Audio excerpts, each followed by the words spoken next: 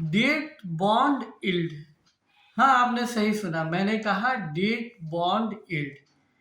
Actually जब से silicon valley bank के डूबने की खबर आई है, तब से ये शब्द बार बार आपको सुनने को मिल रहे होंगे। आखिर ये डेट क्या है, ये बॉन्ड क्या है, ये यील्ड क्या है, इसकी चर्चा इतनी क्यों हो रही है? और सबसे मुख्य बात ये कि आखिर सिलिकॉन वैली बैंक के डूबने से इन तीनों का क्या संबंध है? मैं हूँ राकेश रंजन, मनी कंट्रोल से। आज हम लोग बात करेंगे कि ये डेट, बॉन्ड और यील्ड होते क्या हैं, इनके बीच में क्या संबंध है, और सिलिकॉन वैली बैंक के डूबने से इनका क्या लेना देना है, और क्या ये डेट बॉन्ड यील्ड का आम आदमी के लिए भी कोई मतलब है या नहीं। सबसे पहले मैं ये बता दूं आपको कि डेट, यहाँ डेट का मतलब वो तारीख से नहीं है। हम लोग जिस डेट की बात करते हैं तो उसका हिंदी में मतलब तारीख होता है। डेट के और भी कुछ मीनिंग्स होते हैं, लेकिन यहाँ फाइनेंशियल वर्ल्ड में डेट का मतलब होता है कर्ज। और डेट एक तरीका है कंपनियां अपने कारोबार के लिए, कारोबार के विस्तार के लिए बाजार से कर्ज लेती हैं, और इसे डेट कहा जाता है। और जिस माध्यम से कर्ज लेती हैं, उनमें से एक बड़ा जो माध्यम है, जो एक प्रोडक्ट के रूप में मार्केट में उपलब्ध है, उसे बॉन्ड कहते हैं। BOND, bond. आपने ये शब्द बार बार सुना होगा, और खासकर जब से सिलिकॉन वैली बैंक के डूबने की चर्चा शुरू हुई है, खबर आई है, तब से इनकी बात ज़्यादा हो रही है, इन शब्दों का इस्तेमाल ज़्यादा हो रहा है। तो मैंने आपको बताया कि डेट के बारे में बता दिया, बॉन्ड के बारे में बता दिया। अब तीसरा शब्द जो बार बार सुनने को मिल रहा है, वह है यील्ड। यह यील्ड क्या है? आपने सुना जरूर है, लेकिन इसका क्या संबंध है इस बॉन्ड से, और यील्ड की चर्चा इतनी क्यों हो रही है? देखिए, इसके लिए आपको थोड़ा सा बॉन्ड के कॉन्सेप्ट को समझना पड़ेगा। बॉन्ड क्या है और बॉन्ड का क्या इस्तेमाल है। ये जब हम समझ जाएंगे तो हम आसानी से यील्ड को भी समझ जाएंगे। बॉन्ड से कंपनियां पैसे जुटाती हैं, और सरकार भी पैसे जुटाती है बॉन्ड से, यानी कर्ज लेती है ना। कंपनियों की तरह सरकार को भी अपने कामकाज के लिए हर साल बहुत ज़्यादा कर्ज लेना पड़ता है, जिसके लिए सरकार बॉन्ड जारी करती है, और उसको गवर्नमेंट बॉन्ड कहते हैं। और जो कंपनियां बॉन्ड जारी करती हैं, उसको कॉरपोरेट बॉन्ड कहते हैं। दोनों में ये फर्क है, एक सरकार गवर्नमेंट बॉन्ड यानी सरकार के बॉन्ड, और दूसरा कॉरपोरेट बॉन्ड। ठीक है। जब बॉन्ड कंपनियां जारी करती हैं या सरकार जारी करती है, तो उसके साथ ही उसमें यह बात बताई जाती है कि उस पर आपको इंटरेस्ट कितना मिलेगा। अगर आप 100 रुपये का बॉन्ड खरीदते हैं, अगर एक बॉन्ड की कीमत 100 रुपये है, और आप इसे खरीदते हैं, बॉन्ड की मैच्योरिटी 5 साल के लिए है, तो इसमें इस पर आपको हर साल कितना इंटरेस्ट जो है आपको मिलेगा। तो यह जो इंटरेस्ट, बॉन्ड का इंटरेस्ट होता है, इसे कूपन रेट भी कहते हैं।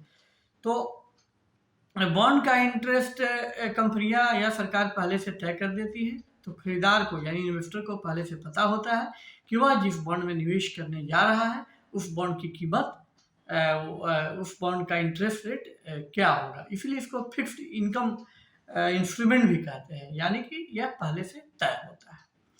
अब एक बात आपको यह समझनी है कि बॉन्ड की खरीद फरोख्त सेकेंडरी मार्केट में भी होती है, और सेकेंडरी मार्केट में चूंकि बॉन्ड की खरीद फरोख्त होती है, तो इसलिए बाजार की स्थितियों के मुताबिक फाइनेंशियल वर्ल्ड में जो माहौल होता है, जो बाहरी जो स्थितियां होती हैं, डिमांड सप्लाई का डायनेमिक्स काम करता है, इसके चलते बॉन्ड की कीमतें जो है उसमें बदलाव होता रहता है। कीमतें कभी चढ़ती हैं, कभी गिरती हैं।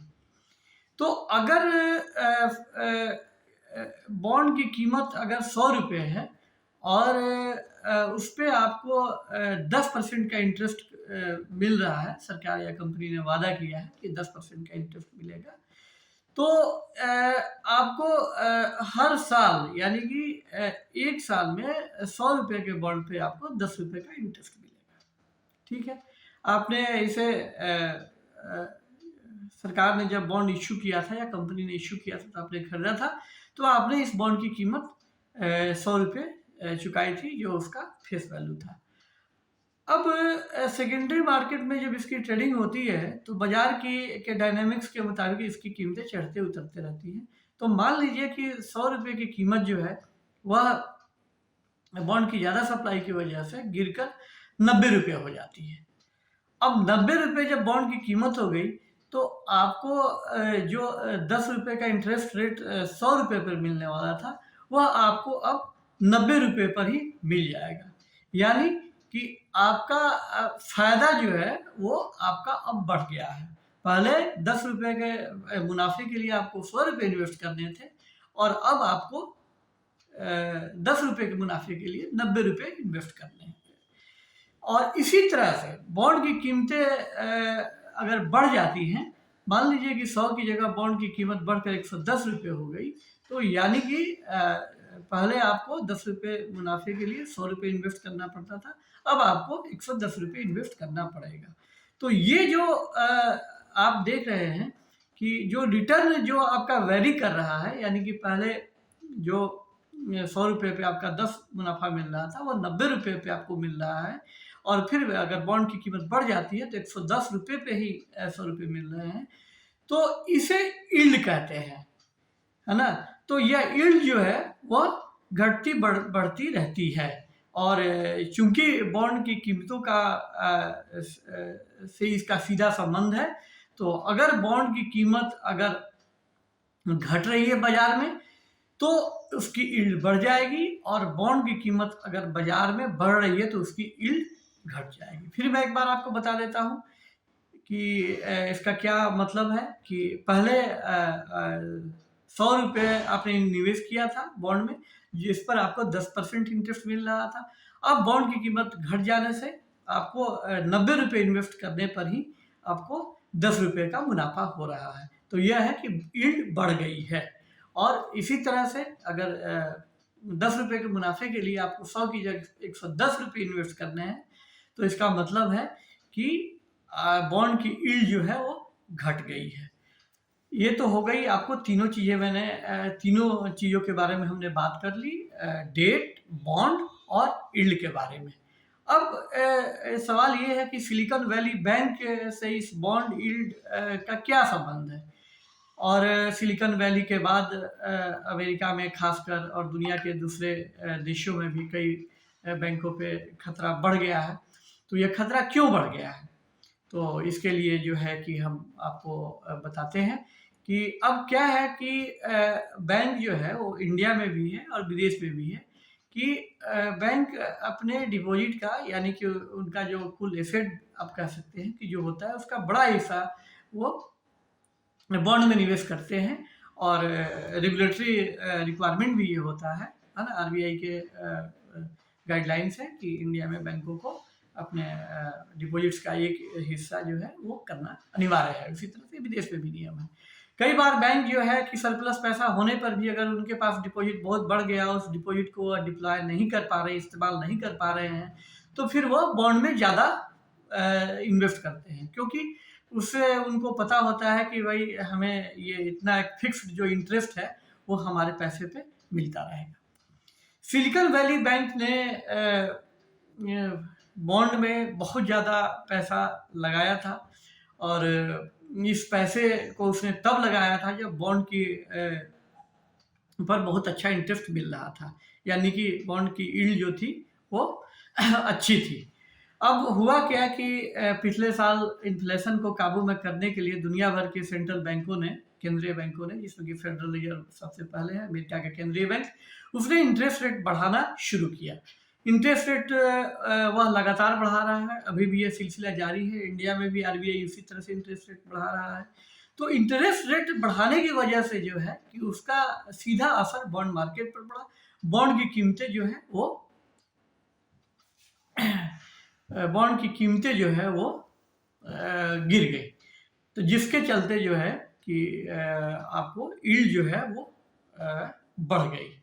और ये जो शुरुआत में जो जिस वो विजन के साथ सिलिकॉन वैली ने पैसे लगाए थे, वो मामला पूरा उल्टा पड़ गया, जिसके चलते जो है कि बॉन्ड पोर्टफोलियो पर बैंकों को भारी नुकसान होने लगा। और चूंकि सिलिकॉन वैली बैंक को अचानक पैसे की ज़रूरत थी, तो उसे मजबूरन अपने बॉन्ड बेचने पड़े। तो बताया जा रहा है कि 21 अरब डॉलर के बॉन्ड की बिक्री पर उसे 1.8 अरब डॉलर का नुकसान हुआ है। यही हाल अमेरिका के कई बड़े छोटे बैंकों का हाल है। कई बैंक दूसरे छोटे बड़े बैंक जो है डूबने के कगार पे पहुंच गए हैं। तो ये रहा बॉन्ड और ये यील्ड का मामला। और पूरे बैंकों के कामकाज में, फाइनेंशियल मार्केट्स के कामकाज में ये बॉन्ड और यील्ड की बहुत बड़ी हिस्सेदारी होती है। और इस तरह से ये चीज़ें जो है वो डायनेमिक्स कभी कुछ होता है, कभी कुछ होता है, बदल जाता है। और बदले डायनेमिक्स में कई बार बैंकों को नुकसान भी उठाना पड़ता है। और आपको याद करना चाहिए कि जो 2008 का जो फाइनेंशियल क्राइसिस की शुरुआत हुई थी, वो भी बैंकिंग सेक्टर से ही हुई थी। लेकिन उस समय बैंकों ने कुछ कर्ज ऐसे लोगों को दे दिए थे जो कर्ज चुकाने में सक्षम नहीं थे। और इस बार जो फाइनेंशियल क्राइसिस जो दिख रहा है, उसकी वजह यह है कि बैंकों ने बॉन्ड में काफ़ी निवेश किया था। और बाद में जब बॉन्ड की कीमतें जब डायनेमिक्स बदल गई, तो उनको उस इन्वेस्टमेंट पर नुकसान होने लगा। और उस नुकसान की वजह से उन बैंकों की स्थिति ज़्यादा खराब हो गई जिन्होंने बॉन्ड में ज़्यादा नुकसान किया था, जिसका शिकार बना सिलिकॉन वैली बैंक। अब बॉन्ड और यील्ड के बारे में अगर आपके पास कोई सवाल है तो हमें आप कमेंट बॉक्स में बता सकते हैं। और यह वीडियो कैसा लगा यह भी हमें कमेंट बॉक्स में बताएं। आपके सवालों का जवाब हम अगले वीडियो में देने की कोशिश करेंगे। और यह वीडियो कैसा लगा, अगर अच्छा लगा तो इसे लाइक करें। और अभी तक अगर आपने हमारे YouTube चैनल को सब्सक्राइब नहीं किया है तो सब्सक्राइब कर दें। और जल्द किसी नए टॉपिक के साथ हम आपसे मिलते हैं। तब तक के लिए नमस्कार।